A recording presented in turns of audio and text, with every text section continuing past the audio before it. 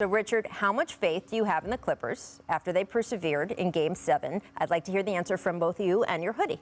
I honestly have a tremendous amount of faith in anybody that doesn't think that I look outstanding. I'm sorry. That's on you.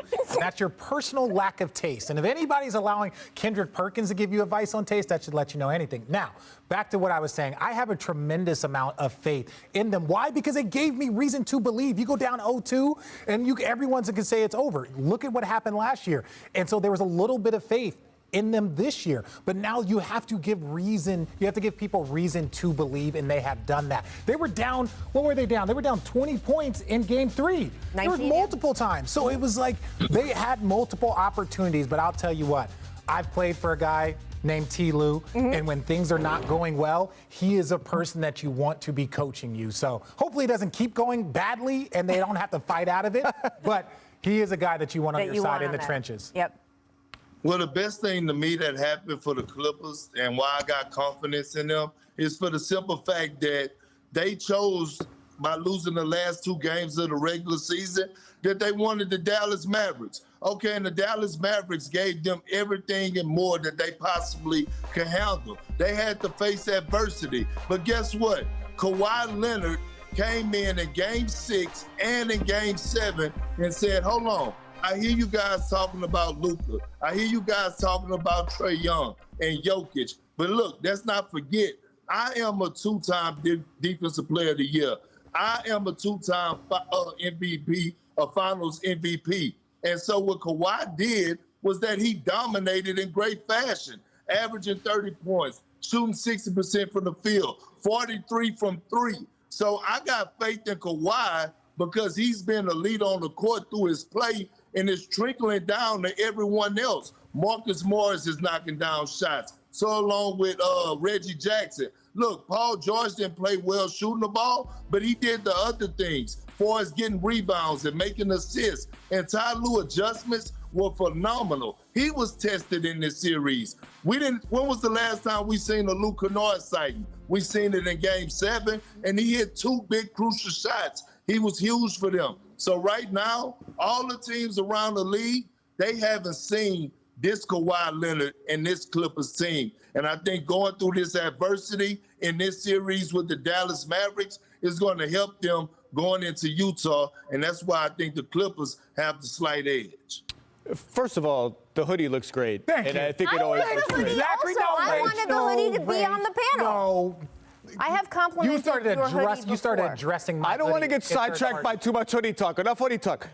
Look, Perk's right. We know what Kawhi is, right? We know Kawhi is an MVP-level player, and he showed that he can still do both sides of the ball. Some of the steals he had in Game 7 were just downright rude.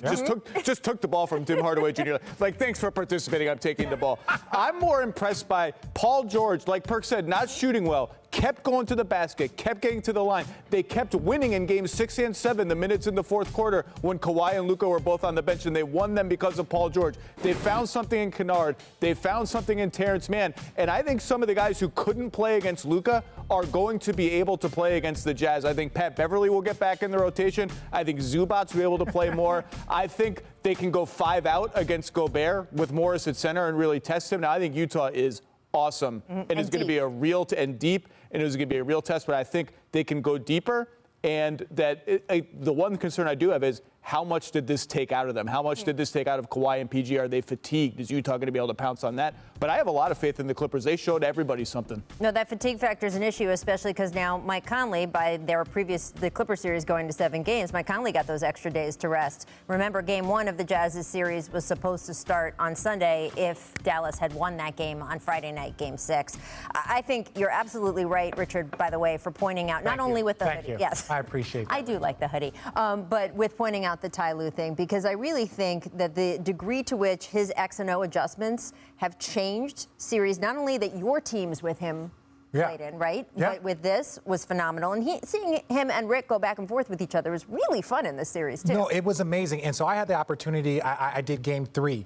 And what was so crazy about that is in the opportunity to talk to T. Lue, I was like, T, what type of adjustments are you going to make? Because we had to make adjustments from game 1 and 2 when we were in that Warrior series. We were getting blown out to the next series. And he was like, Richard, we had to even go further back and simplify it even more. So, like, to hear him talk about how he had to simplify his defensive rotations, who he was going to play and who he was not, it just showed me over the course of this series, oh, I see what T. Lue is doing. I see. Now, guys still have to hit shots, guys still have to play well, but all of a sudden that formula that they were trying to figure out kind of came to fruition. I think this next series is going to be fascinating. Awesome. Utah, such a deep team, so interesting and dynamic, and it's going to be a good one. The West is so wide open, as is the entire league right now.